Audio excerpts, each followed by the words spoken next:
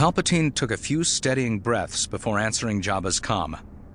He gazed out onto the skylanes and cityscape beyond the transperistyle wall of his office, head resting against the back of his chair, and then swiveled slowly to face the transmitter on his desk, instantly an icon of benign civic duty. "Lord Jabba," he said softly, "how are you?" Jabba's interpreter droid, TC-70, was close by his master's side, and although Palpatine understood Huttese, it suited him to feign ignorance. The droid was a very accurate interpreter, as it turned out. Lord Jabba says his son is still missing, and that means he is deeply unhappy. And when he is deeply unhappy, that tends to color his approach to diplomacy. Quite a tidy warning. I'll give Jabba a point for that. We might have a lead, Lord Jabba. I have my best operatives on the job. Rest assured we're giving this our utmost attention. Jabba narrowed his eyes to mere slits and shook slightly. TC-70 listened intently to his rumbling voice. Lord Jabba says he notes your current difficulties in moving troops and materiel to the Outer Rim. He wonders if that might hamper your ability to aid the search for his son. Doing business with the likes of Jabba was actually enjoyable. Palpatine relished the chance to lock horns. Politely, elegantly, subtly, but lock nonetheless, with a being who not only enjoyed his own power, but knew how to exercise it. The politicians of Coruscant were small people with small threats. Jabba might not have been in Palpatine's own league, was anyone, but the Hutt was a more worthy sparring partner than most, and more subtle than any gave him credit for. So, we both know it's on the table, what we're trading.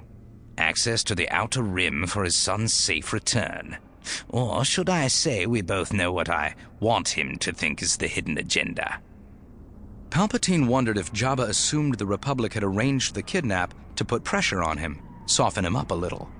That would have been his first assumption had he been the Hutt, except there were layers beneath that, as numerous and finely stacked as a slice through the 1,000 layers of a Nimrod route. I admit that being able to route traffic through certain sectors would aid us immensely, Lord Jabba, Palpatine said, with just the right degree of martyred endurance. But we search, we follow leads, and we will find your son.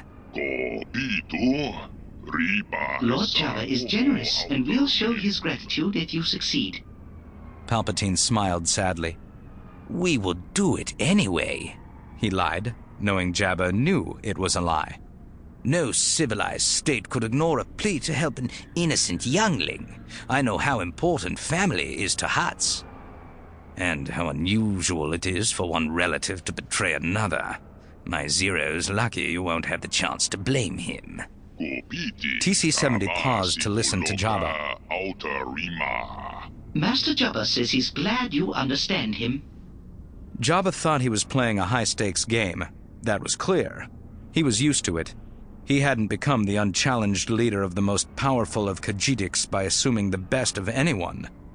Palpatine gave him the kind of smile that just might have suggested that he knew the Hutt suspected everyone every time, but that he would keep his end of the bargain anyway.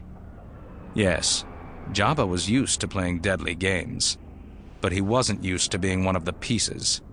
And that, in Palpatine's meticulously planned war in which he controlled both sides for one grand purpose, was all that Jabba was. He would never know.